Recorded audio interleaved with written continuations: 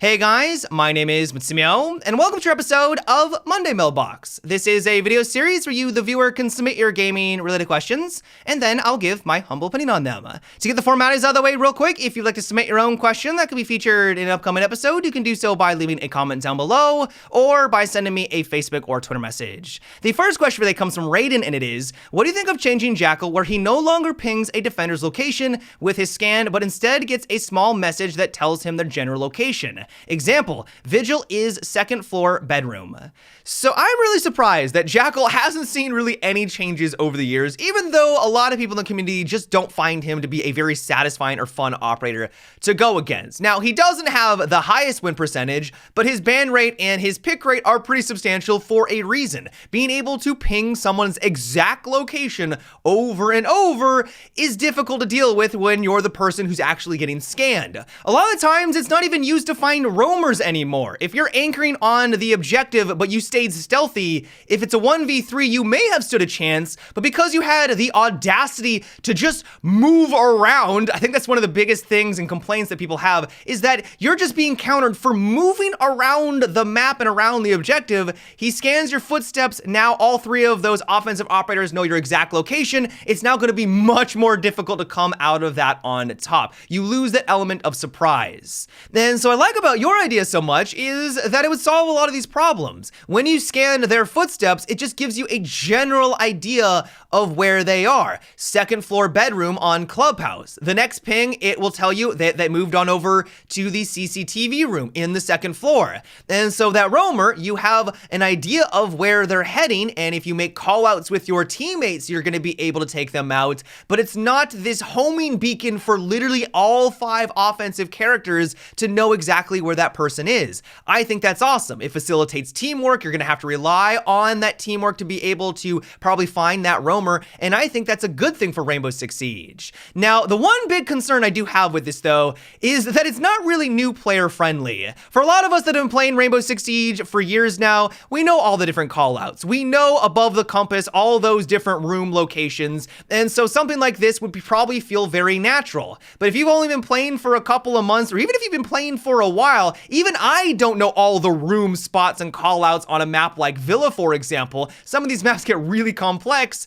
You might run into some issues where you just don't know where that player is. Now, this could incentivize people to learn these callouts, which is probably a good thing in the long run, but I don't know how comfortable Ubisoft would be at introducing or changing a character that requires that much map knowledge. You would need to invest so much time into Rainbow Six Siege to get the full use out of Jackal and to understand where all those locations are, and I just don't know if that's something that Ubisoft would want to implement. For top tier players, yes, this is probably a good suggestion, but they have to consider the entire player base, and it's for that very reason I honestly would be a bit surprised if they went through with this kind of a change. The next question is, I've been playing Rainbow Six since year 1, and lately it's been harder and harder for me to pick up the game with less and less content coming each season. What can be done so that new players aren't overwhelmed with content, but older players like me are incentivized to come back?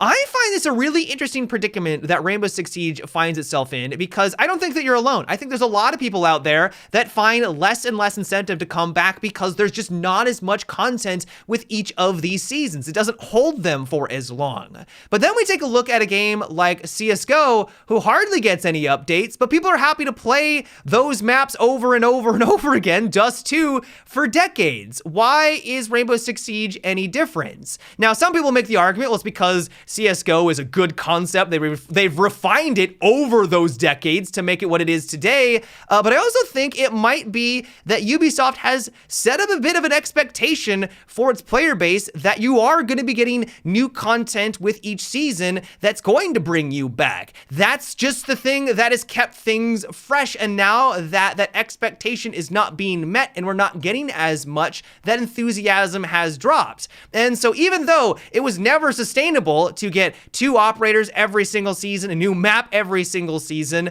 now that's been taken away, when you have something and you no longer have it, it's hard to kind of go back to something that is less. I think that might be something that Rainbow Six Siege is having problems with right now. And so I'm not trying to give excuses for Ubisoft, because I'm right there with you. I would love to have as much content as I can.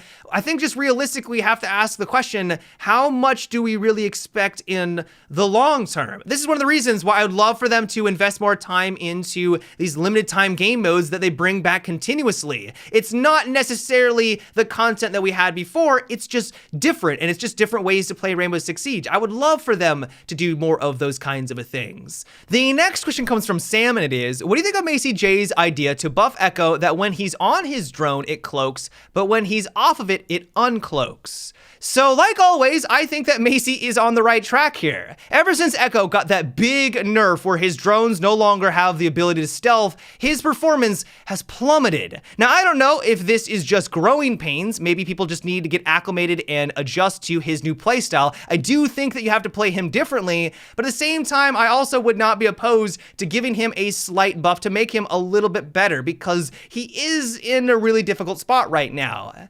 And so what's appealing about Macy's suggestion is that it solves a couple of those issues. If you're on his drone, it stealths, but it's only that one specifically. And so the other one is going to be very obvious somewhere around the map. But if you are on that camera making call outs and trying to stun the enemy, you're at least going to have a little bit of that stealth component so that you can actually use his drone effectively. Now, the concern I have with this though is that this means that Echo is going to have to be on his drones to actually use them. Now, some people might say, well, obviously that's what you're supposed to do as Echo, but at the end of the day, I don't know if I want to have a character that is always supposed to be on their drones the entire map instead of actually, using their primary weapon.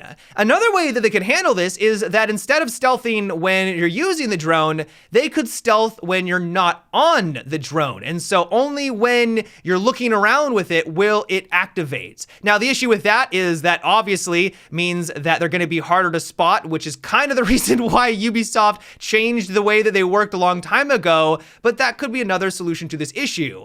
Honestly, what I would much rather have, which I realize is nowhere near as big of a buff, is just eliminate or reduce the audio when the drone is on the ground. I would love to be able to put this next into like a little corner, wait for offense to push on in, and then have it fly on up and then stun or make call outs and then have it drive away. But because it makes so much noise when it's on the ground, anyone who has a good pair of headset is going to be able to identify exactly where it is pretty quickly, and now that drone is useless. And so if they're able to reduce that audio a little bit or just outright remove it entirely, I think that'll allow for the playstyle that I think Ubisoft is trying to foster with someone like Echo, which you're meant to be more of a hit and run, jump up, go for the stun, and then get away. In general though, for the most part, I agree with Macy. I think that giving him a little bit more stealth like he had before wouldn't be the worst idea. Now, how they go about it is up for discussion, but I do think that that would be a nice step in the right direction.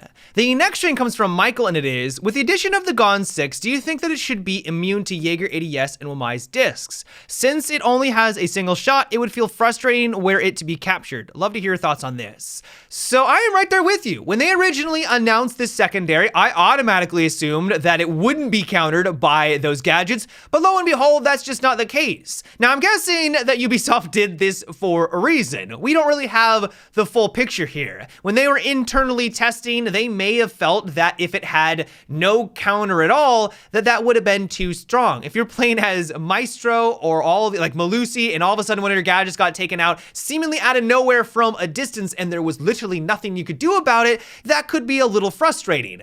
And so I'm assuming that's why they've done this, but at the same time, you only get one shot. You only get one of them, and they're on operators that already aren't really all that powerful.